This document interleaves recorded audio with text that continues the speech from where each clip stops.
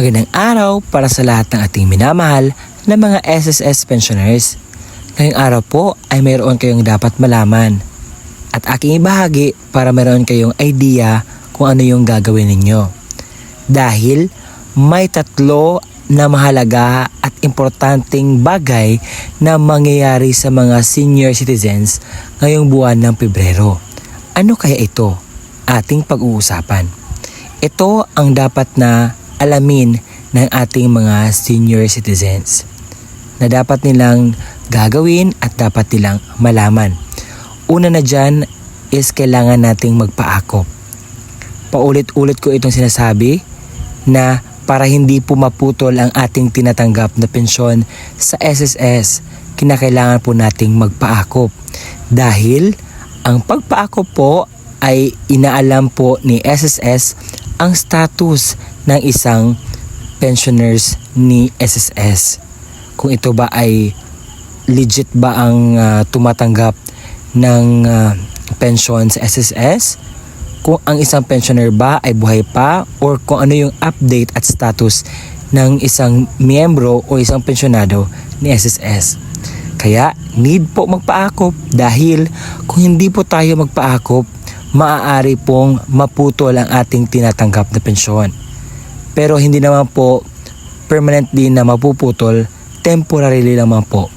Dahil kinakailangan po ng update ni SSS sa lahat ng mga pensioners para sa gayon mapatuloy pa ang pagbigay ng pensyon.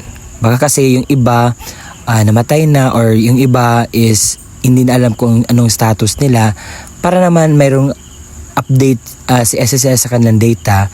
Ganun ang ginagawa nila. Kaya magpaakop na sa lahat ng mga 80 years old and above at sino man yung mga dinonotify ni SSS na kinakailangan magpaakop. Pangalawa is ang pension crediting. And gusto kong sabihin sa inyo sa batch 1 na may date of contingency na 1st to 15th day of a month is makukuha na po ang inyong pensyon sa January po. And sa second batch naman, marirelease po ang inyong pensyon sa araw ng mga puso or February 14. Kaya naman, iyon po ang dapat ninyong malaman. At nag-ano na po sa Universal Social Pension, may nagrally na po para ipasabatas na ang Universal Social Pension dahil dagdag na din yon na kahit na kayo ay SSS pensioners at kung ma-approve na yon, makakatanggap ka pa din. Yun po ang ating good news.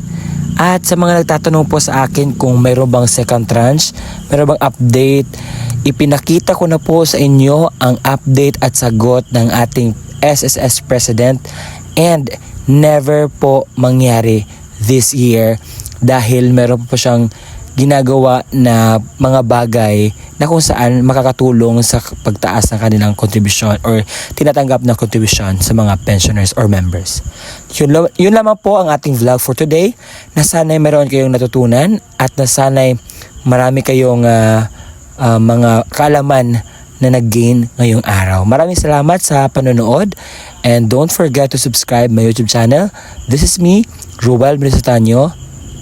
Bye-bye!